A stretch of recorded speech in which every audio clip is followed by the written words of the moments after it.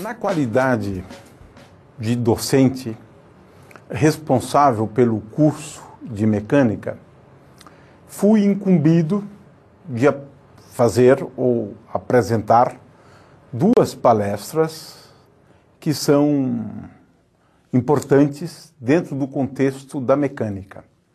Uma delas é para falar sobre a pessoa que deu, sem dúvida alguma, a maior contribuição para a mecânica, foi Isaac Newton.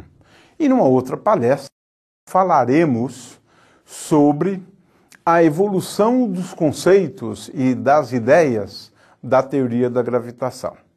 No dia de hoje, vamos abordar a vida desse grande gênio e, para alguns, um dos maiores gênios da história da humanidade, Sir Isaac Newton. Eu estou apresentando aqui, nessa transparência, algumas imagens, na verdade são quadros que nós conseguimos extrair da internet, apresentando esse grande cientista em diversas fases da sua vida. Temos aí alguns quadros de Newton como quando jovem, aquele primeiro lá à direita, e depois Newton já com uma idade mais avançada. Temos, portanto, aqui uma representação dessa figura tão importante para a ciência da mecânica e também da teoria da gravitação.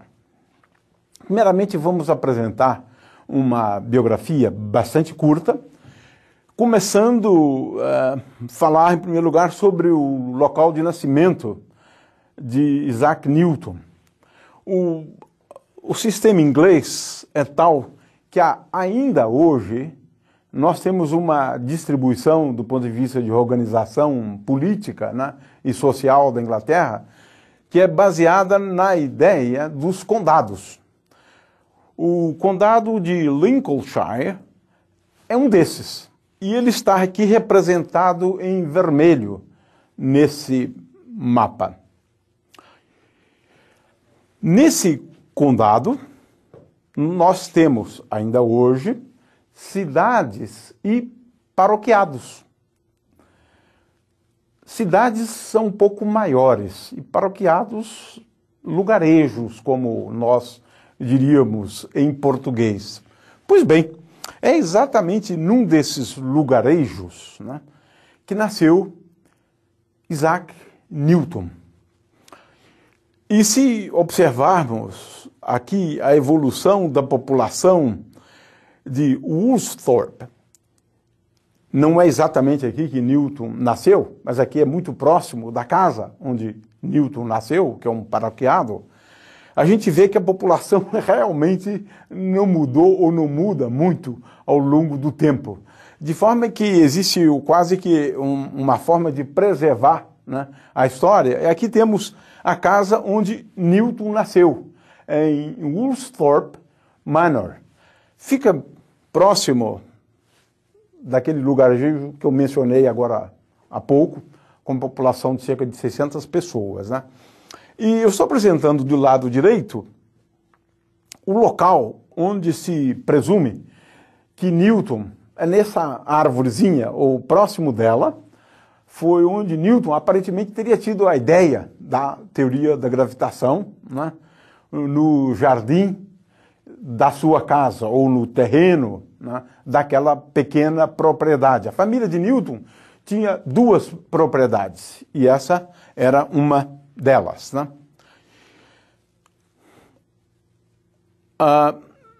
Newton nasceu cerca de 3 meses depois da morte do pai. Ele tinha o nome de John Newton e sua mãe, Harriet, contraiu novas núpcias logo em seguida. Na realidade, a mãe de Newton sobreviveu a 3 maridos, porque o pai de Newton morreu, bem como os dois maridos que ela teve depois da morte do primeiro. Assim, quando Newton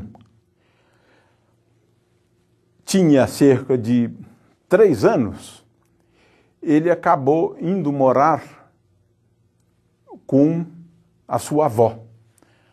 Ou seja, ele praticamente não conviveu nem com a mãe e com o pai, e alguns querem atribuir a esse fato a dificuldades que o Newton tinha de relacionamento quando da fase adulta.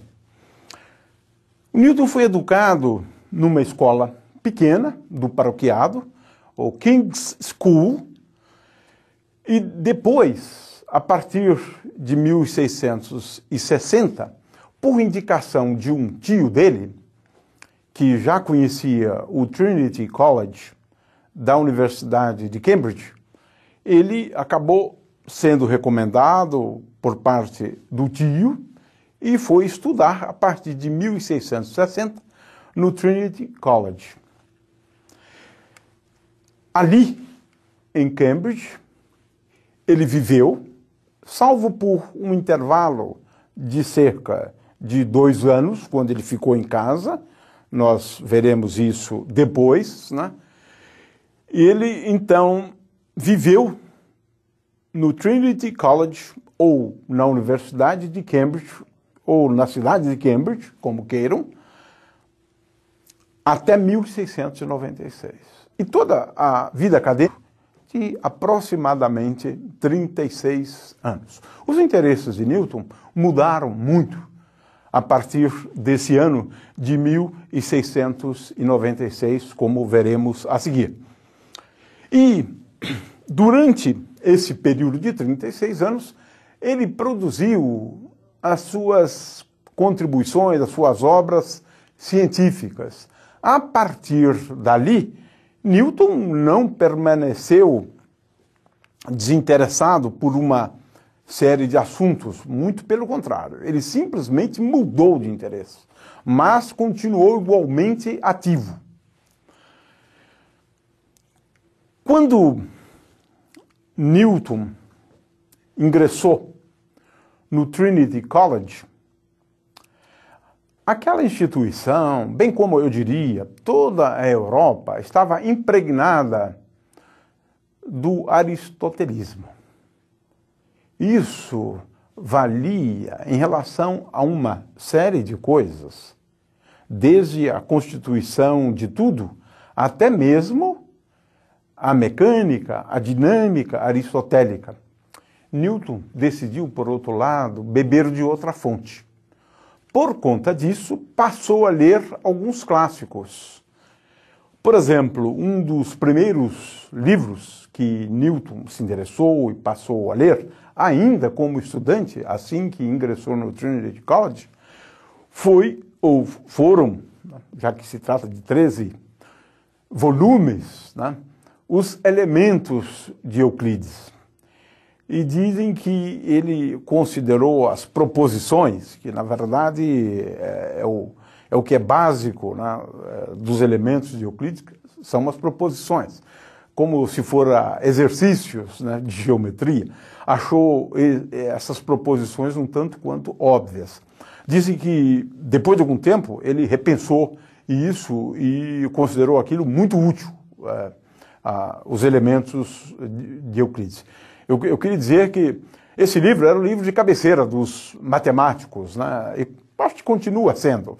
De acordo com alguns autores, os elementos de Euclides são, ou foram, os livros mais lidos depois dos livros da Bíblia, né?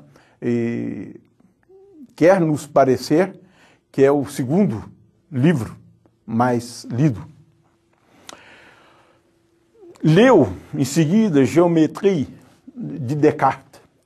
Agora sim, já achou esse tema, ou esse livro, um tanto quanto difícil de ser lido, né? Logo em seguida, ele se interessou e leu o Optics de Kepler.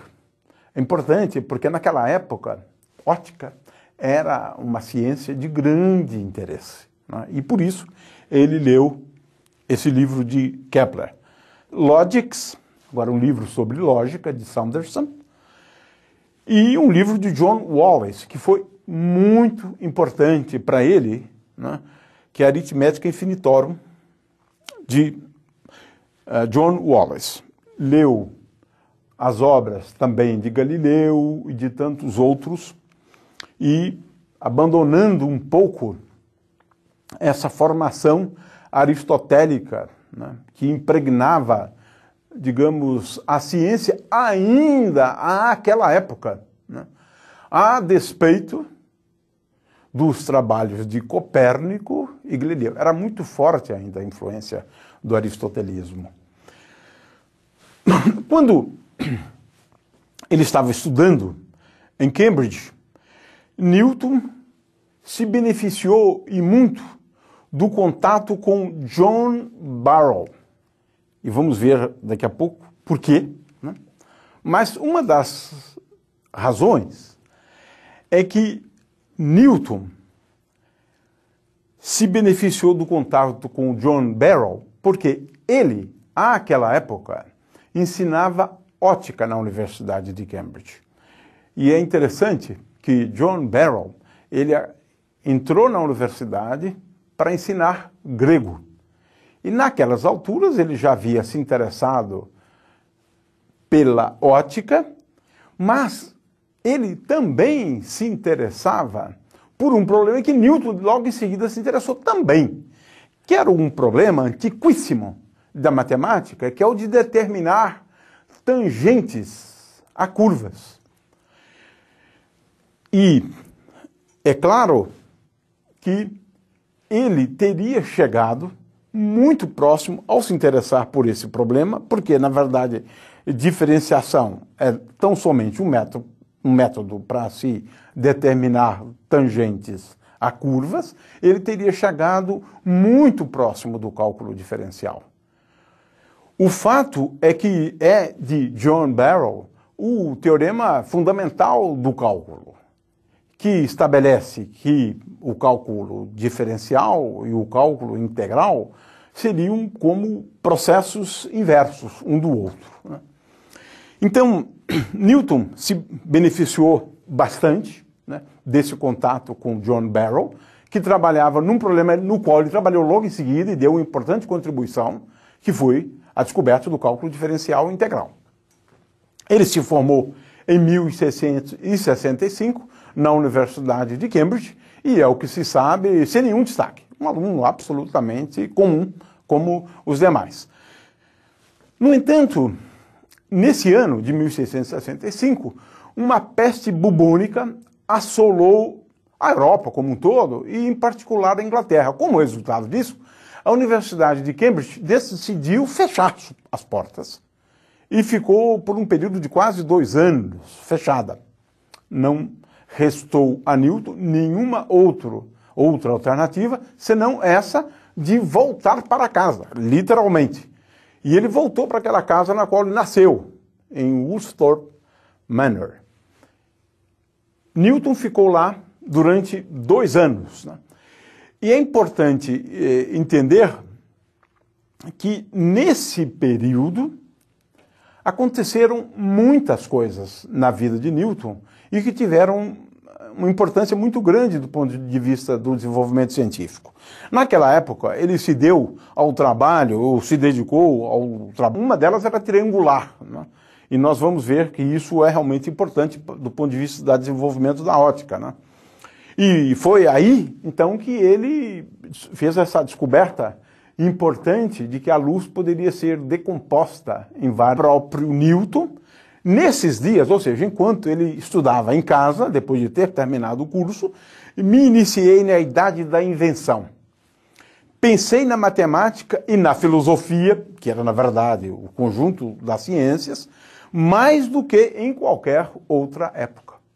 Então, veja bem, Newton, assim que se formou, ele passou a desenvolver pesquisas por sua conta e em casa. Newton voltou a Cambridge no ano de 1667 e ele acabou conseguindo uma bolsa no Trinity College. E essa bolsa acabou lhe propiciando a oportunidade de residir ali em Cambridge. No ano seguinte, ele obteve o equivalente ao título de mestre, né? E observe-se que agora Newton, além de ser um indivíduo altamente qualificado, contou também com a sorte. Por quê? Nesse ano de 1669, o John Barrow aceitou ser o capelão do rei Carlos II. Essa é uma coisa interessante, porque na Universidade de Cambridge, para ensinar grego, em seguida se interessa por ótica e pelos problemas que hoje em dia denominaríamos de cálculo diferencial, e agora, em 1669, resolve se dedicar à teologia. Isso mesmo, John Barrow foi ser capelão do rei Carlos II. Com isso, ele teve que renunciar a uma cátedra na Universidade de Cambridge, e ele não teve dúvida, ele renunciou à cátedra e, percebendo que ali havia um jovem promissor, Barrow decidiu indicar Newton para substituí-lo. Com isso, Newton se tornou, aos 26 anos, nesse ano de 1669, professor da Universidade de Cambridge. E fez uma carreira relativamente rápida. Já aos 30 anos, ele foi eleito membro da sociedade científica mais importante da Inglaterra, que é a Royal Society. O Newton, assim que tomou posse na academia, já começou a demonstrar um lado que poderíamos dizer complicado de Newton no seu relacionamento com as pessoas. Já começou a se envolver com querelas com ninguém mais, ninguém menos do que Robert Hooke, que naquela época era o curador ou o presidente da Royal Society. Em 1678, ele teve uma série de problemas emocionais.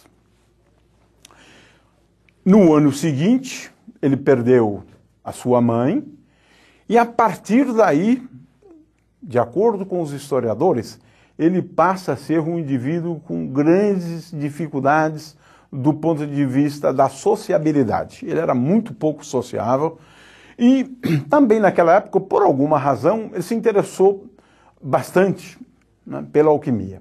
Disse que ele foi um alquimista por cerca de 30 anos. Quer dizer, o Newton tinha interesse em muitos assuntos, como a gente vai ver logo em seguida, né? É claro que, do ponto de vista de um marco na história de Newton e na história da ciência como um todo, nós devemos lembrar esse ano glorioso de 1687, quando Newton lança um livro que é conhecido por Principia apenas, né? Bom, esse livro fez história. Ele lançou as bases da dinâmica, da ciência, da mecânica, né, além da teoria da gravitação, né?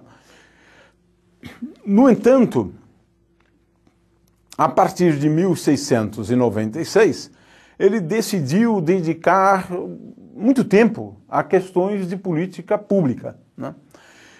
E ele foi eleito no ano de 1689, veja bem, o Newton se lançou para a glória, digamos assim, nesse ano de 1687. Porque a partir daí, ele passou a ser uma pessoa muito conhecida, né? E veja-se que em 1689, aliás, na realidade, em dois períodos, ele passou a ser membro do parlamento, 2 anos depois que foi lançado esse livro, Os Principia. Acontece que Newton não tinha o menor interesse, né, por esse tipo de representação, né. O que se diz, e existem pelo menos alguns historiadores que procuraram, né, descobrir o que Newton teria dito, ou quais seriam as manifestações de Newton no parlamento, e descobriram que existe uma só, na qual ele se queixa apenas de uma janela que está aberta e realmente alterando a temperatura do ambiente no qual ele trabalhava, e ele pediu para fechar a janela. Ou seja, essa é a única contribuição de Newton que se saiba quando ele foi representante de Cambridge no parlamento. Ele não tinha interesse realmente por essas questões. Política, digamos assim, não era com ele. De novo, em 1692, e agora ao longo de 2 anos, Newton foi acometido de uma doença que o provocava muita insônia, né? E aí, claro, muita instabilidade emocional, né? Ele perdeu, a partir também daí, uma parte da sua agilidade mental, isso de acordo com testemunhos de historiadores, né? E o fato é que, em 1696, por indicação política, Newton acabou aceitando ir trabalhar na Casa da Moeda. Encerra-se aí a fase científica de Newton. Ele era um bom administrador e, na verdade, depois de algum tempo, passou a ser o guardião da Casa da Moeda, uma função muito importante na Inglaterra, né? E isso, então, alçou Newton a uma nova condição, até mesmo do ponto de vista social, né? Ele passou a ser extremamente importante, requisitado e assim por diante, mas ao custo de encerrar a sua carreira acadêmica, né? Então, a sua promoção na Casa da Moeda aconteceu em 1699, né?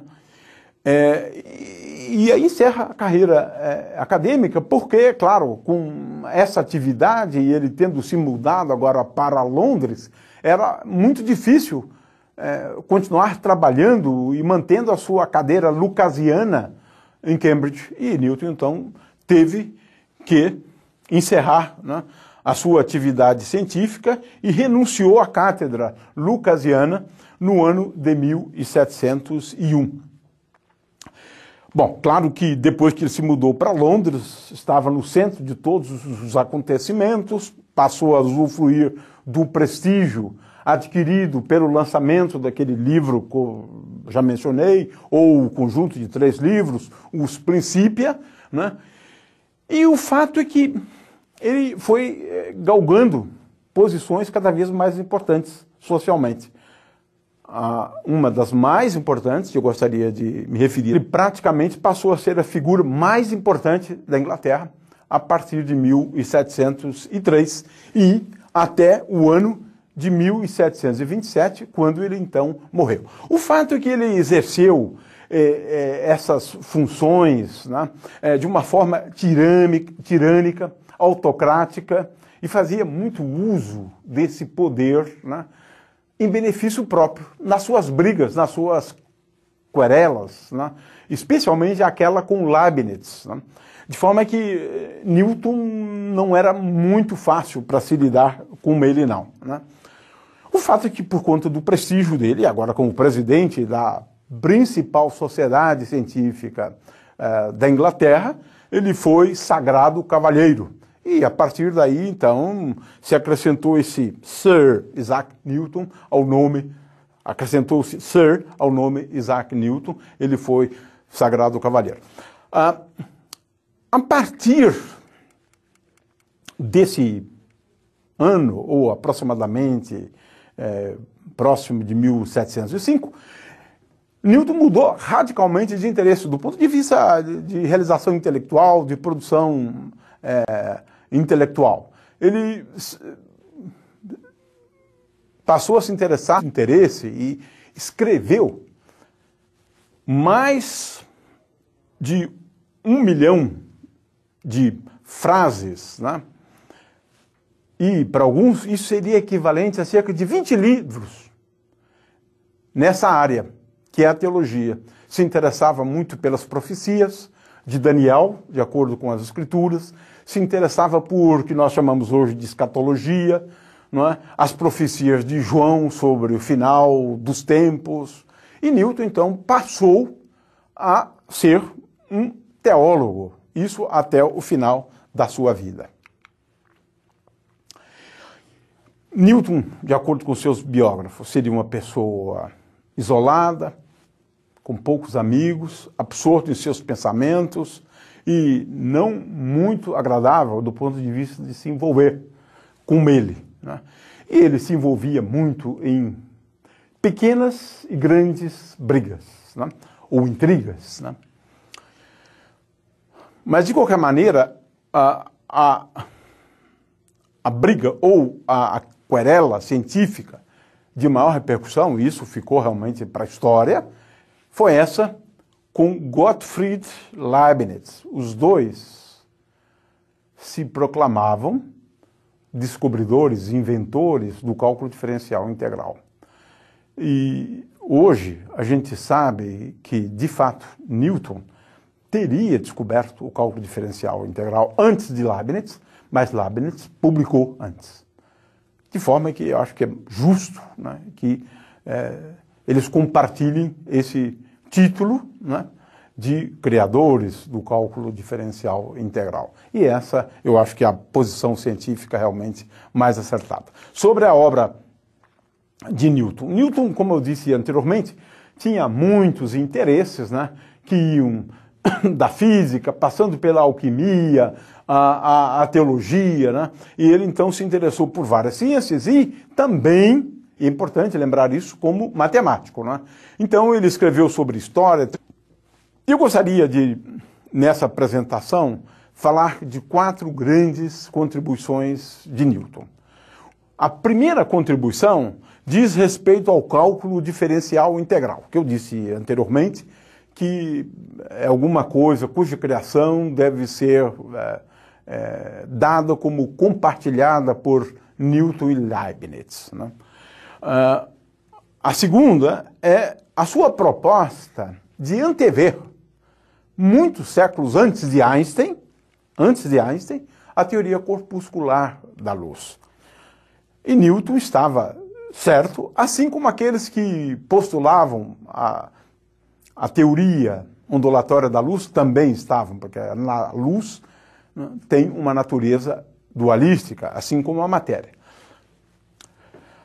A formulação da dinâmica, que é toda de Newton, e a teoria da gravitação universal. Newton concebeu o cálculo diferencial integral, que é uma das maiores criações, né, do século XVII, né, já nos anos da peste, ou seja, de 1665 a 1667, enquanto ele trabalhava em casa, né? Ele desenvolveu o cálculo diferencial integral corpuscular da luz e defendia essa teoria corpuscular da luz, se interessou pelo fenômeno das cores e iniciou seu trabalho sobre o movimento dos planetas enquanto ele estava em casa, nos anos da peste, né?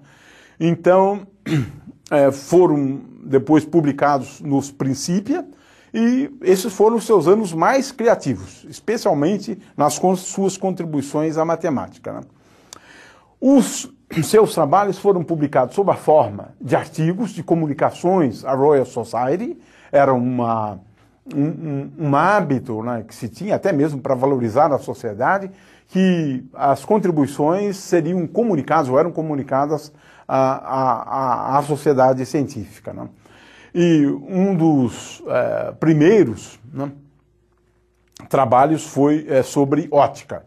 De qualquer maneira, a primeira publicação significativa de Newton ocorreu nesse ano de 1687, que foram os Princípios Matemáticos da Filosofia Natural, que é a sua obra-prima, né? Isso ele publicou em 1687. Agora, veja só, o Optics, ele publicou em 1704, quando ele já havia, inclusive, encerrado sua carreira acadêmica. Ou seja, essa é uma característica de Newton. Ele demorava muito para publicar. E é por isso que ela acabou tendo que disputar com Leibniz, né? Essa ideia de que ele teria desenvolvido e criado o cálculo diferencial integral. Por quê? Porque ele realmente demorava muito para publicar. Veja-se essa Universal Arithmetic, ele publicou em 1707. O método de cálculo diferencial, 1711. Livros aqui sobre ótica, 1729, depois da sua morte. Mais um outro livro, o método de fluxos, ou fluxions, publicado em 1736. E, finalmente, uma outra contribuição à geometria analítica, publicada só em 1779. Ou seja, Newton não tinha pressa para publicar. Pagou o preço por isso também, né? Mas, de qualquer maneira, até mesmo no caso dos Principia, ele teve que ser empurrado para a publicação dessa sua obra-prima, né? E alguns foram publicados só depois da sua morte. Então vamos começar pela primeira grande contribuição de Newton, que é o cálculo diferencial integral, né? Se sabe que a invenção do cálculo infinitesimal, do cálculo diferencial, ela figura como uma das grandes realizações intelectuais de todos os tempos, em particular do século XVII, né? E a sua utilidade, como nós sabemos hoje, é muito grande. Em quase todas as áreas do conhecimento, a gente faz uso do cálculo diferencial integral. Ele começou, né, já no ano de 1965, como eu disse antes, e é claro que ele se beneficiou muito, né, daquele livro de Wallace, bem como Wallace trabalhava, grosso modo, com o problema de determinação de áreas, que nós denominamos hoje de cálculo integral, enquanto Barrow se preocupava mais com o problema de determinar tangentes a curvas, que nós reconhecemos hoje como sendo cálculo diferencial, né? E já em 1966, ele utilizou o método dos fluxos para determinar a tangente e o raio de curvatura de uma curva qualquer num ponto arbitrário. Ou seja, estava aqui o germe, portanto, do cálculo diferencial integral em 1666. É claro que a ideia do cálculo diferencial é essa de definir a taxa de variação de uma grandeza, né, de variação instantânea, quanto no ponto, taxa de variação pontual, portanto, né? E esse era o problema. Newton dava o nome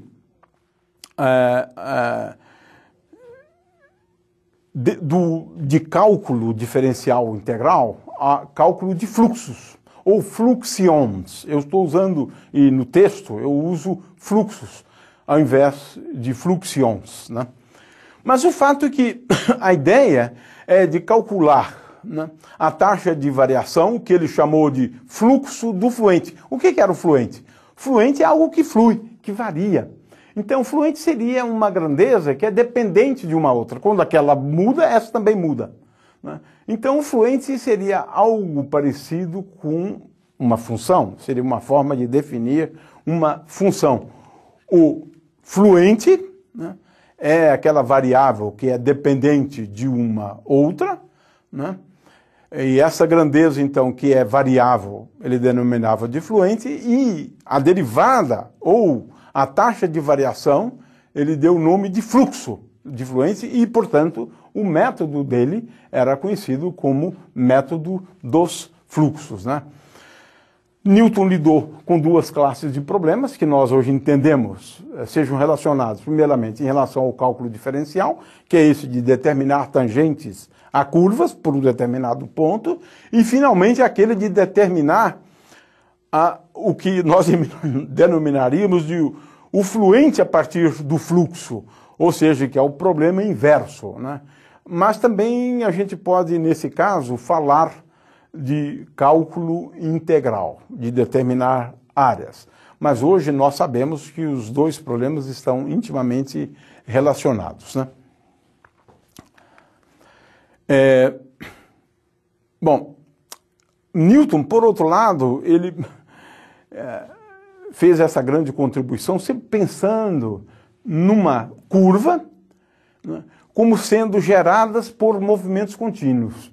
Ou seja, ele praticamente encontrou uma expressão paramétrica para uma curva, adotando, a gente em geral adota o parâmetro S, que é o comprimento da curva, mas a gente pode perfeitamente interpretar esse parâmetro S como sendo o tempo, né? E com isso, a gente pode sempre pensar numa curva como sendo gerada por movimentos, né? E aí, pensando na ideia de um tempo que flui, ele introduziu então os conceitos de fluente. Ele fez uma série de aplicações desse método, dos fluxos.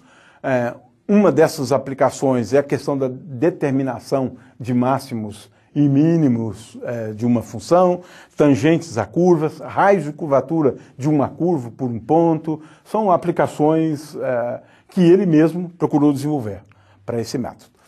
Tendo discutido um pouco sobre a vida de Newton, sobre a sua obra, o seu ecletismo, e tendo abordado as suas contribuições à matemática, nós vamos encerrar aqui essa primeira parte da vida de Isaac Newton. Em seguida, nós vamos abordar as suas contribuições para a física. Muito obrigado.